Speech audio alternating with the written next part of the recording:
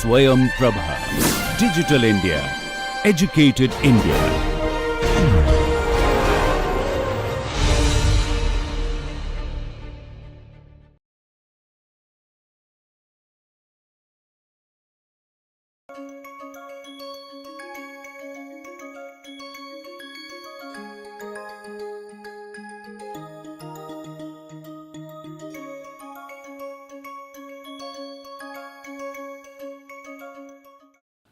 Now we will look at this classification in little more detail.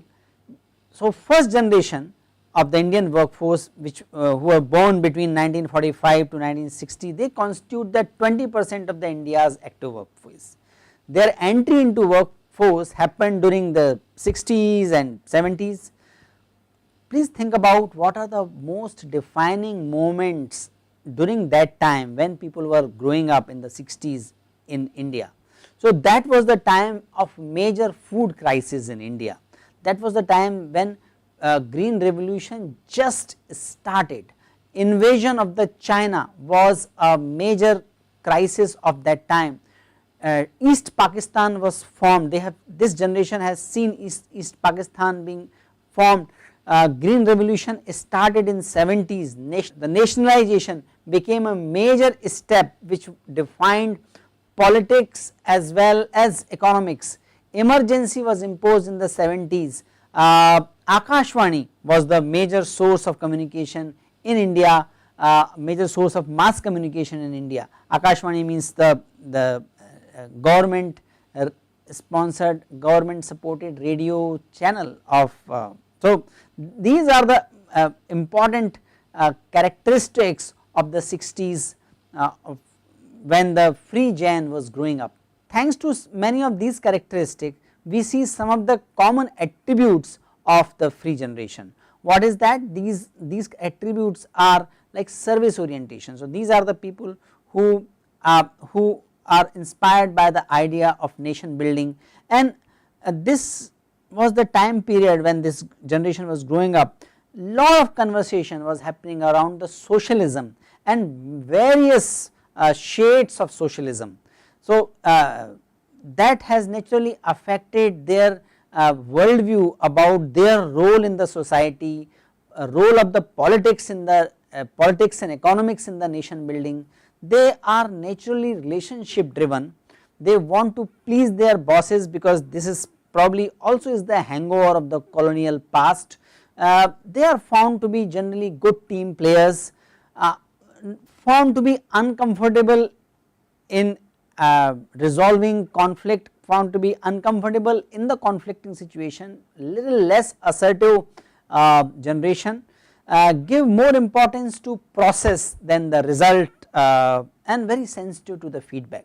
So these are some of the characteristics being found by Sondra Rajesh and her team in this generation, and this study is based on large number of the focus group discussions and the interviews of the corporate leaders working in various industries. So next generation is generation X. Those who are born in between 1961 to 70. What are the defining moments for this generation? Those who were born in 60s, those who were born in early 60s, and they were growing up and started thinking about their surroundings, started making sense of the economic and political scenario when they are like 15, 20 years or 20 years old. They are the people in their, they were the people in their 20s in the decade of 80.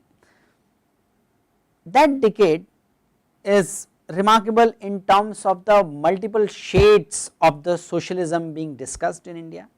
That is also a time when the reservation was implemented, the caste based reservation in the educational system and the jobs actually enhanced. Mandal Commission recommendations were implemented. That is also a time when serious challenges were thrown to the Congress party. That was the time when India started growing little faster. So the late 80s were the slow period of the growth, the rate which is called the Hindu rate of growth. During this time the growth rate increased little bit. India was kind of getting acceptance as a nuclear power, this generation has seen that, and women in India made remarkable progress during this time. So that was the beginning of the recognition of women power in India. The major characteristic of the generation X are that they are adaptable. Probably the bureaucratic system of India and the license Raj of India was still there for this generation, and they had to maneuver their path in that scenario. So they are more adaptable, more pragmatic, because the growth opportunity started during this time. Technology became, starting from the telephony to other technologies, became more prominent in the society. They are the creative generations, multitaskers, they are aggressive, little aggressive in driving growth, and they value the self reliance. Gen E are the people who are born in the decade of 71 to 80, and that account for 29% of the workforce. This generation has very clearly seen the liberalization, globalization, fast economic growth when they were growing up, when they entered the workforce. In the late 90s, when India conducted the Pokhran atomic explosion, that was an incident where India was accepted after few months of this incident. This is the generation which has looked at liberalization, globalization, and fastest economic growth. In the 90s, India conducted the second atomic test in Pokhran at the time of the Prime Ministership of Atal Bihari Vajpayee, and within few months or years India was accepted as a responsible nuclear power. So this generation has seen the change of India being more powerful, more assertive, more promising country in terms of the economic growth.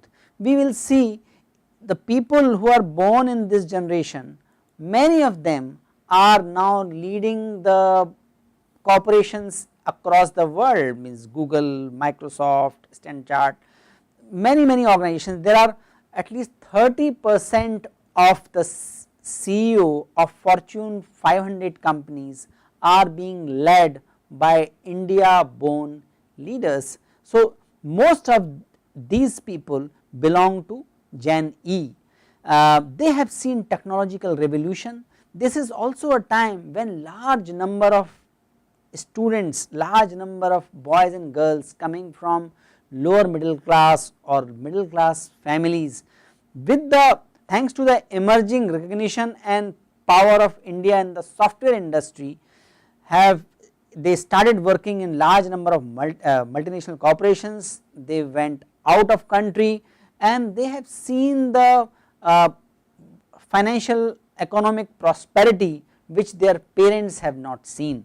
So this is the generation where people have seen the economic prosperity, particularly those people who, so this is the generation where people coming from lower middle class or middle class income group have seen the economic prosperity. So this is the time of the rising middle class and their global exposure. The members of this cohort, they value hard work and they believe that efforts in the right direction can bring result, because they are seeing those results. Lot of people of the Indian origin going to reaching to the very high level of the corporate ladder, so that gives that confidence. Gen E naturally have this attributes of growth orientation. Their global thinking became prominent, that started coming with more ease in this generation. They are more techno savvy.